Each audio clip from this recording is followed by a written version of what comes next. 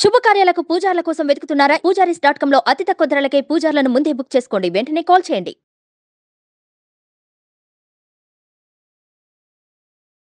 నమస్తే సురేష్ గారు. నమస్కారం ఉషా గారు. ఈ నూతన సంవత్సరానికి సంబంధించి మేషరాశి వారికి అసలు ఏ విధంగా ఉండబోతుంది అంటారు?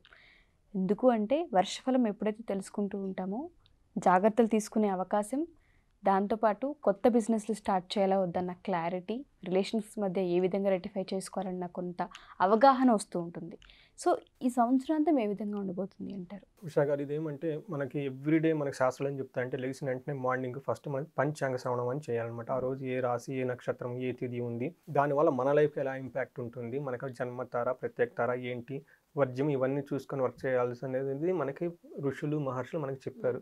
అందువల్ల మనకు కాబోయే ఆపత్లన్నీ నివారించుకొని చక్కగా జీవితాన్ని జరుపుకోవచ్చు, మనకు కావాల్సిన ధర్మార్థ మోక్షాలు సాధించుకోవచ్చు కష్టపడకుండా అని చెప్పేసి చెప్పారనమాట.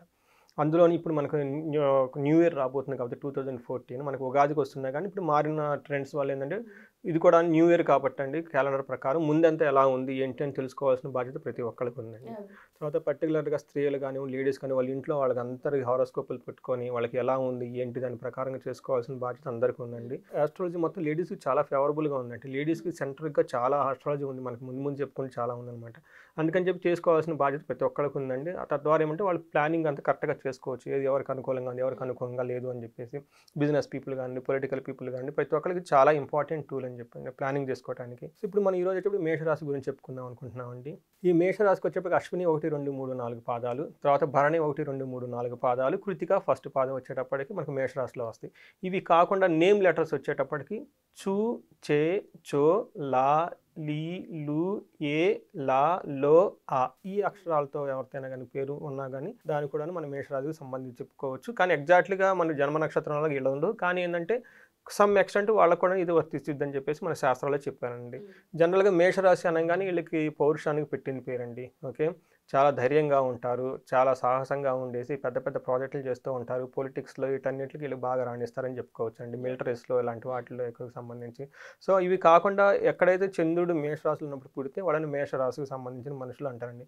వాళ్ళకి ఏం చెప్తారంటే అండి మన శాస్త్రాల్లో మేషస్తే యది సితే గౌచ లఘుబుక్ కామి మహోలాగ్రజో అని చెప్పేసి వాళ్ళకి ఏం చెప్తారంటే అండి, ఆ టైంలో పుట్టిన వాళ్ళకి మీల్స్ కొంచెం తింటారంటండి, స్వల్పంగా భోజనం చేస్తారు. తర్వాత వాళ్ళకి సోదరులు ఎక్కువ ఉంటారంటండి. సో వాళ్ళ నుంచి మంచి సపోర్ట్ వస్తుంది.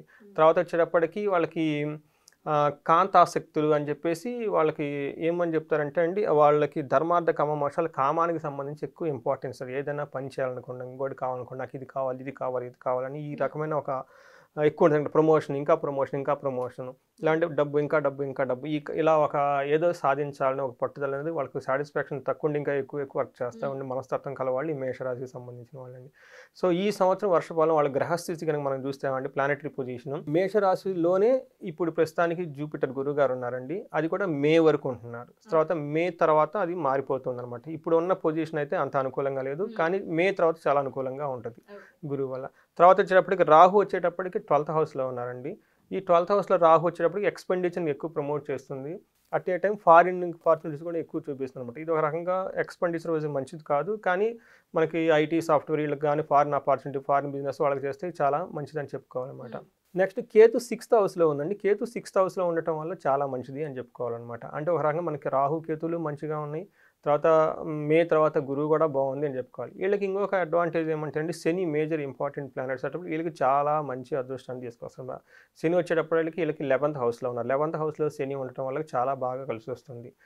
ఇది మనకి జనరల్గా చెప్పుకుంటాం. అంటే మనకి మహర్షులు ఏం చెప్పారంటే అండి, శని 11th హౌస్లో ఉంటే వాళ్ళకి ఆరోగ్య మర్ద లాభచ్చ, స్త్రీ పుత్ర సుఖవర్ధనం, చిత్తశుద్ధి అభిష్టార్థ లాభస్థానగే శనువు అని చెప్పేసి చెప్తారనమాట. అంటే 11వ హౌస్లో శని ఉండటం వల్ల ఆరోగ్యం బాగుంటుంది, అర్థం డబ్బులు బాగుంటాయి, లాభాలు ప్రకారంగా బాగుంటాయి, స్త్రీ పుత్రుల వల్ల సుఖం కలుగుతుంది, చిత్తశుద్ధి మైండ్ క్లీన్గా ఉంటుందని చెప్పేస్తే ఏదైనా కోరిక ఉండి ఏదైనా ఉంటే కనుక సిద్ధిస్తుంది, అభీష్ట సిద్ధిస్తుంది అని చెప్పి చెప్తారనమాట. ఇది వీళ్ళకి మొత్తం ప్లస్ పాయింట్స్ శని ఇస్తున్నారు వీళ్ళకి. సో తర్వాత చెప్పి రాహుకేతులు కూడా బాగున్నారు, ఫారిన్ ప్రమోట్స్ అవన్నీ చూపిస్తున్నారు. వీటన్ని కాకుండా జూపిటర్ గురువు గారు మే వరకు బాగా, ఆ తర్వాత కూడా వీళ్ళకి ఇంకా బాగున్నారు. సో నెక్స్ట్ రాహు ఏమవుతుందంటే జనరల్గా 2 అండి, వీళ్ళు 12th హౌస్లో ఉండడం వల్ల అనవసరమైన ఎక్స్పెండిచర్, అన్కంట్రోల్డ్ ఎక్స్పెండిచర్ ఉంటుంది. తర్వాత అనుకున్న పనిలో అంత యాక్టివ్గా వాళ్ళకి రిజల్ట్ ఉండదు.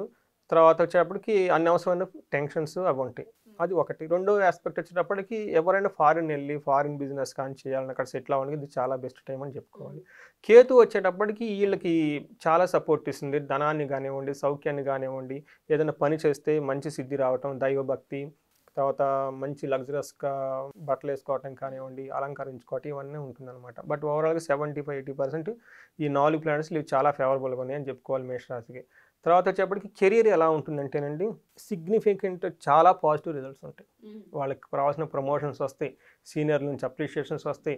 ఫస్ట్ హాఫ్లో వచ్చేటప్పుడు ప్రమోషన్స్ చాలా ఎక్కువగా ఉందన్నమాట. మే తర్వాత ఇంకా బాగుంటుంది అనమాట. వాళ్ళకి మంచి బిజినెస్ స్టార్ట్ చేసినా కానీ బాగా కలిసి వస్తుంది వాళ్ళకి. తర్వాత అబ్రాడ్ ఆపర్చునిటీస్ అవన్నీ కెరీర్ ప్రకారంగా బాగుంటాయి. ఫస్ట్ 2-3 మంత్స్ కొంచెం వాళ్ళకి మేలో కొంచెం ఆగి ఆ తర్వాత ఏదైనా ప్లాన్ చేసుకుంటే చాలా బాగుంటుంది. తర్వాత హెల్త్ ఇష్యూస్ వాళ్ళు వచ్చేటప్పటికంటే ఆల్మోస్ట్ వాళ్ళకి రాక్ సాలిడ్ హెల్త్ ఉందని చెప్పుకోవాలన్నమాట.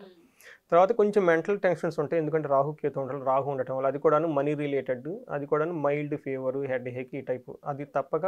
బట్ మేజర్ హెల్త్ ఇష్యూస్ అయితే వాళ్ళకి ఏమీ ఉండవు అని చెప్పాలి. తర్వాత ఫ్యామిలీతో రిలేషన్షిప్ ఎలా ఉండాలంటేనండి చాలా బాగుంటుంది, ఎందుకంటే ప్లానెట్స్ బాగున్నప్పుడు అన్ని బాగానే ఉంటాయి.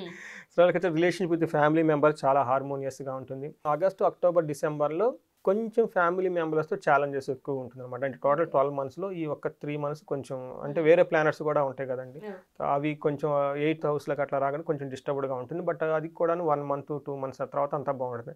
తర్వాత మే తర్వాత కానీ వీళ్ళందరితో ఫ్యామిలీతో అట్మాస్ఫియర్, ఒక ఫ్యామిలీ ట్రిప్ కానివ్వండి, పిల్గ్రిమేజ్ కానివ్వండి, తీర్థయాత్రలు వెళ్తే చాలా చాలా బాగా కలిసి వచ్చిందండి. ఇది మనకి స్క్రిప్చర్స్లో అవి క్లియర్గా మెన్షన్ చేస్తున్నారు. ఇంకా ఫ్యామిలీ అట్మాస్ఫియర్ ఇంకా పెంచుకోవడానికి ఎక్కడికైనా ట్రిప్ వెళ్తే ఇంకా బాగుంటుంది అని చెప్పేసి మనకు సజెషన్ అండి. తర్వాత వచ్చేప్పటికి మనీ రిలేటెడ్ మనం ఆల్రెడీ ముందే చెప్పేసుకున్నాం. తర్వాత వాళ్ళకి మనీ రిలేటెడ్ చాలా స్టెబిలిటీ ఉంటుంది, ఎందుకంటే శని వాళ్ళకి బాగా సపోర్ట్ ఇస్తున్నారు అనమాట.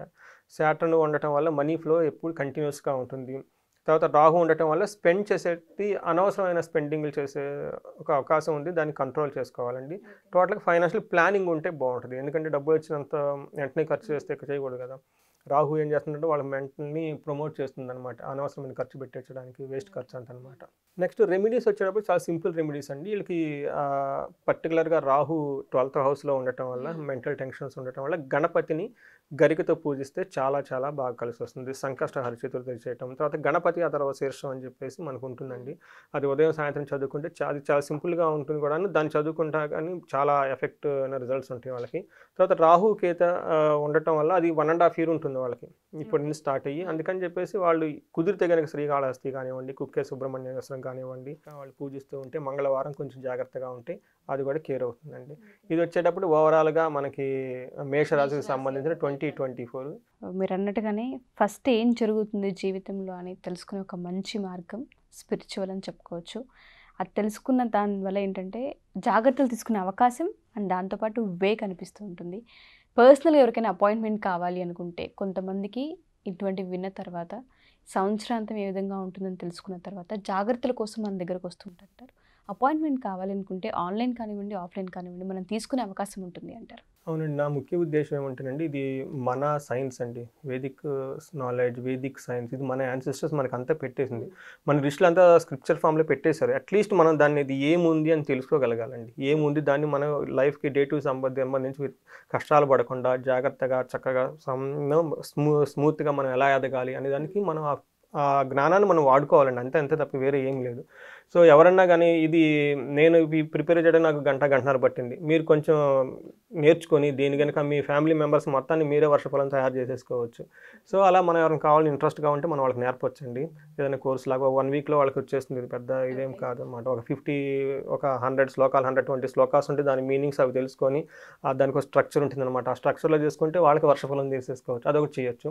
ఇది కాకుండా ఇదేమంటేనండి, ఇది మనకి బ్రాడ్గా వస్తుందన్నమాట. ఇన్ డీటెయిల్గా కావాలంటే ఇప్పుడు శనికి వచ్చేటప్పటికి మళ్ళీ ఆస్పెక్ట్ అంటారు, వేరే దృష్టి అంటారు, తర్వాత టైమింగ్స్ అని ఉంటుంది. వీటన్నిటి బట్టి మనకి ఏమైనా కావాలనుకుంటే ఇండివిజువల్గా హారోస్కోప్ను మనం అనాలిసిస్ చేసి వాళ్ళకి ఇంకా డీటెయిల్గా క్లియర్గా మనకి ఇవ్వచ్చు. మరి విత్ డేట్స్, ఏ డేట్స్కి ఏది వస్తుందని చెప్పేసి అది వాళ్ళకి యూజ్ అవుతుంది. అది మనకి స్క్రీన్ మీద కనిపిస్తున్న నెంబర్ కనుక కనెక్ట్ అయితే మనం వాళ్ళకి కౌన్సిలింగ్ ఇవ్వచ్చు. Sure sir, thank you sir, thank you so much. Thank you అండి ఉషా గారు.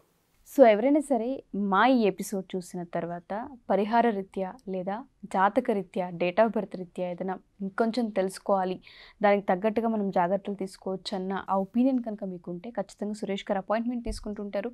ఆన్లైన్ కానివ్వండి, ఆఫ్లైన్ కానివ్వండి అవైలబుల్గా ఉంటారు. కింద స్క్రోల్ అవుతున్న కాంటాక్ట్ నెంబర్ని కాంటాక్ట్ చేస్తే సురేష్ గారి టీం మీకు పూర్తి వివరాలు అందిస్తారు. Thank you.